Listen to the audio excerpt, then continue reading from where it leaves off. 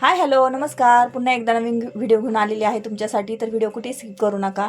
तर खूप छान व्हिडिओ होणार आहे आजचा. तर बघा, तर आज आपल्याला अनारसे करायचे आहे. तर कसे करायचे आहे ते आजच्या व्हिडिओमध्ये आपण बघणार आहोत. तर सर्वप्रथम मी 3 दिवस तांदूळ भिजू घातलेले आहे आणि प्रत्येक दिवशी त्या तांदळातलं पाणी बदललेलं आहे आणि स्वच्छ पाणी त्यामध्ये टाकलेलं आहे. आणि त्यानंतर जे तांदूळ 3 दिवसानंतर भिजलेले आहे आपल्याला ते तांदूळ छानपैकी फॅनखाली सुकवायचे आहे.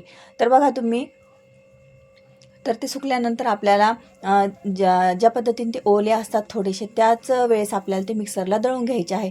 तर बघा तुम्ही दळून घेतलेले आहे आणि त्यानंतर मी ते फडक्याने किंवा चाळणीने चाळून घेतलेले आहे. आणि चाळून घेतल्यानंतर ज्या प्रमाणामध्ये आपल्याला तांदूळ जर 2 वाट्या जर तांदूळ घेतलेले आहे तर आपल्याला 1 वाटीच्या प्रमाणामध्ये आपल्याला त्यामध्ये गूळ मिक्स करायचा आहे.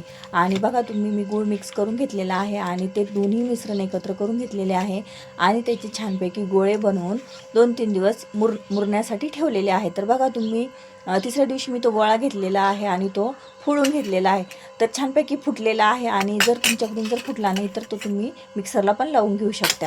आणि त्यामध्ये थोडंसं 2 चमचे 1 चमचा या प्रमाणामध्ये मी दूध ओतून घेतलेलं आहे. तुम्ही बघत असाल तर दूध टाकल्यानंतर एकदम मिश्रणाचा एकदम छानपैकी गोळा तयार होतो. तर बघा तुम्ही, गोळा झाल्यानंतर एकदम मऊ गोळा आपल्याला लुसलुशीत छानपैकी बनवून घ्यायचा आहे.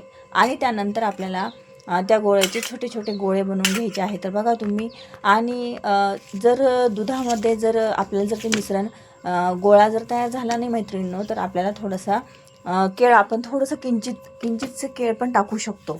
तर केळ टाकल्यानंतर पण आपला गोळा छानपैकी तयार होतो.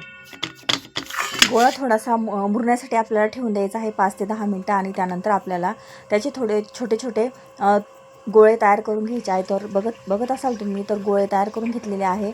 आणि आपण पोळपाटावर खसखस टाकून घेतलेली आहे आणि त्यावर ते गोळे छानपैकी आपल्याला ती खसखस पूर्ण गोळ्यांवर लावून घ्यायची आहे. तर बघा तुम्ही, अशा पद्धतीने आपल्याला ती पूर्णपणे लावून घेतल्यानंतर, अगोदरच मी कढईमध्ये तेल तापण्यासाठी ठेवलं होतं. आणि जास्तीचं तेल तापवायचं नाही मैत्रिणींनो, जास्त कडक करायचं नाही आपल्याला. ते अगदी मध्यम प्रमाणामध्ये आपल्याला तेल गरम करायचं आहे. तर जास्त जर गरम जर आपण तेल केलं तर ते विरघळण्याची जास्त दाट शक्यता असते. तर बघा तुम्ही, किती सुंदर छानपैकी आपले गोळे तयार झालेले आहे आणि छानपैकी त्याला खसखसल्यानंतर खूप सुरेख दिसत आहे.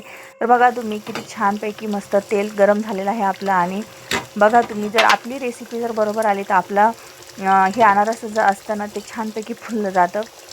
तर आपण समजायचं का आपली रेसिपी एकदम भन्नाट झालेली आहे. आणि जर आपण ज्या पद्धतीने जर थोडासा गोळा टाकून बघितला आणि तो जर तेलामध्ये जर विरघळला तर आपण म्हणायचं का आपली रेसिपी फसलेली आहे.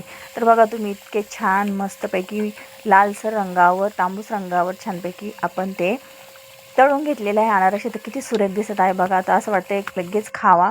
तर बघा कसे झाले अनारसे. तर मैत्रिणींनो, सबस्क्राईब केलं नसेल चॅनल तर लगेच सबस्क्राईब करा.